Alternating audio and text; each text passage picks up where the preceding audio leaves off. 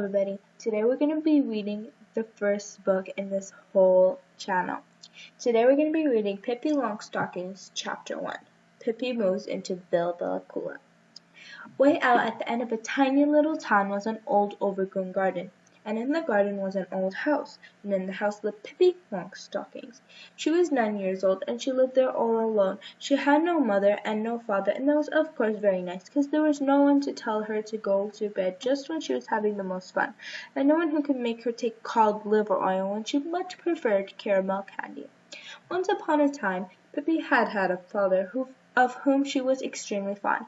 Naturally, she had a mother too, but that was so long ago that Pippi didn't remember her at all. Her mother had died when Pippi was just a tiny baby and lay in a cradle and howled so that nobody could go anywhere near her. Pippi was sure that her mother was now up in heaven watching her little girl through a peephole in the sky, and Pippi often waved up at her and called, "Don't you worry about me, I'll always come out on top." Pippi had not forgotten her father. He was a sea captain who sailed on the great ocean, and Pippi had sailed with him in his ship until one day her father was blown overboard in a storm and disappeared. But Pippi was absolutely certain that he would come back. She would never believe that he drowned. She was sure that he had floated until he landed on an island inhabited by cannibals, and she thought he had become the king of all cannibals and went around with a golden crown on his head all day long. "My papa is a cannibal king. It certainly isn't every child who has such a stylish papa," Pippi used to say with satisfaction, "and as soon as my papa has built himself a boat he will come and get me and I'll be cannibal princess. Hi-ho, won't that be exciting?" Her father had bought the old house in the garden many years ago. He thought he would live there with Pippi when he grew old and couldn't sail the seas any longer, and then this annoying thing had to happen, that he was blown into the ocean, and while Pippi was waiting for him to come back, she went straight home to Bilbicula. That was the name of the house. It stood there ready and waiting for her. One lovely summer evening she said goodbye to all the sailors on her father's boat. They were all fond of Pippi, and she of them. "So long, boys," she said, and kissed each one on the forehead. "Don't you worry about me, I'll always come out on top." Two things she took with her from the ship: a little monkey whose name was Mr. Nelson, he was a present from her father, and a big suitcase full of gold pieces. The sailors stood upon the deck and watched as long as they could see her. She walked straight ahead without looking back at all, with Mr. Nelson on her shoulder and her suitcase in her hand. "A remarkable child," said one of the sailors as Pippi disappeared in the distance. He was right. Pippi was indeed a remarkable child. The most remarkable thing about her was that she was so strong. She was so very strong that in the whole wide world there was not a single police officer as strong as her. Why, she could lift a whole horse if she wanted to, and she wanted to. She had a horse of her own that she had bought with one of her many gold pieces, the day she came home to Bilbicula. She had always longed for a horse, and now here he was living on the porch. When Pippi wanted to drink her afternoon coffee there, she simply lifted him down into the garden. Beside Bilbicula was another garden and another house.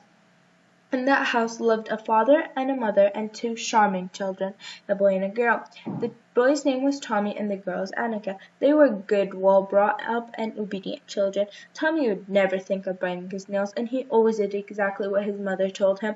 Annika never fussed when she didn't get her own way, and she always looked pretty in her little well-ironed dresses. She took the greatest care not to get them dirty. Tommy and Annika played nicely with each other in their garden, but they had often wished for a playmate. While Pippi was still sailing on the ocean with her father, they often used to hang over the fence and say to each other, "Isn't it silly that nobody ever moves into that house? Somebody ought to live there, somebody with children."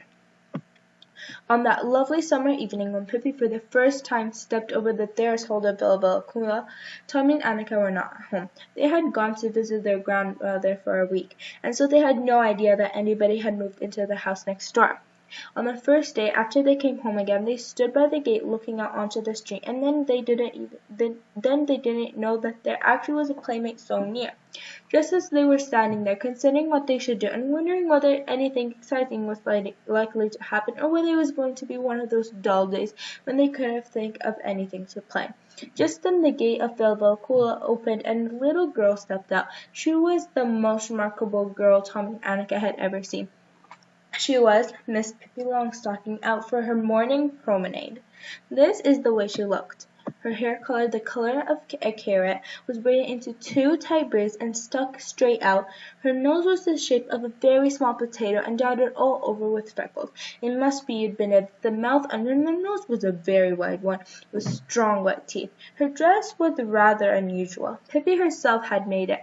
She had meant it to be blue, but there wasn't quite enough blue cloth, so Pippi had sewed little red pieces on it here and there. On her long, thin legs she wore a pair of long stockings, one brown and the other black, and she had on a pair of black shoes that were exactly twice as long as her feet. These shoes her father had bought for her in South America, so that Pippi could have something to grow into, and she never wanted to wear any others. But the thing that made Tommy and Annika open their eyes widest of all were the monkeys sitting on the strange girl's shoulder. It was a little monkey, dressed in blue pants, a yellow jacket, and a white straw hat. Pippi walked along the street with one foot on the sidewalk and the other in the gutter. Tommy and Annika watched as long as they could see her. In a little while she came back, and now she was walking backwards. That was because she didn't want to turn around and go to get home. When she reached Tommy and Annika's gate, she stopped. The children looked at each other in silence. At last Tommy spoke. "Why did you walk backwards?" "Why did I walk backwards?" said Pippi. "Isn't this a free country? Can't a person walk any way she wants to? For that matter, let me tell you that in Egypt everybody walks that way, and nobody thinks it's the least bit strange." "How do you know?" asked Tommy. "You've never been in Egypt, have you?" "I've never been in Egypt? Indeed I have. That's one thing you can be sure of. I have been all over the world and seen many things stranger than people walking backwards. I wonder what you would have said if I came along walking on my hands the way they do in farthest India." "You must be lying," said Tommy. Pippi thought a moment. "You're right," she said sadly. "I am lying." "It's wicked to lie," said Annika, who had at last gathered up enough courage to speak. "Yes, it's very wicked to lie," said Pippi, even more sadder, "but I forget it now and then. And how can you expect a little child whose mother is an angel and whose father is king of a cannibal island, and who herself has sailed on the ocean all her life, how can you expect her to tell the truth always? And for that matter," she continued, her whole freckled face lighting up, "let me tell you that in the Congo there is not a single person who tells the truth. They lie all day long, begin at 7 in the morning and keep up until sundown. So if I should happen to lie now and then, you must try to excuse me, and to remember that it is only because I stayed in Congo a little too long. We can be friends anyways, right? Can't we?" "Oh, sure," said Tommy, and realized suddenly that this is not going to be one of those dull days. "By the way, why couldn't you come and have breakfast with me?" asked Pippi. "Why not?" said Tommy. "Come on, let's go." "Oh, yes, let's," said Annika. "But first I must introduce you to Mr. Nelson," said Pippi, and the little monkey took off his cap and bowed politely. Then they all went in through Bilbicula's tumble-down garden gate, along the gravel path bordered with an old moss-covered trees, really good climbing trees they seemed to be, up to the house and on to the porch. There stood the horse munching oats out of a soup bowl. "Why do you have a horse on the porch?" asked Tommy. All horses he knew lived in stables. "Well," said Pippi thoughtfully, "he'd be in the way of the kitchen, and he doesn't like the parlour." Tommy and Annika patted the horse and then went into the house. It had a kitchen, a parlour, and a bedroom, but it certainly looked as if Pippi had forgotten to do her Friday cleaning that week. Tommy and Annika looked around cautiously just in case the king of Cannibal Island might be sitting in the corner somewhere. They had never seen a cannibal king in all their lives, but there was no father to be seen, nor any mother either. Annika said anxiously, "Do you live here alone?" "Of course not," said Pippi. "Mr. Nelson and the horse live here too." "Yes, but I mean, don't you have any mother or father here?" "No, not the least little tiny bit of a one," said Pippi happily.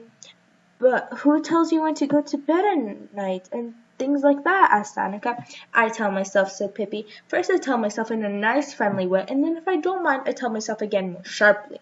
And if I still don't mind, then I'm in for a spanking, see?"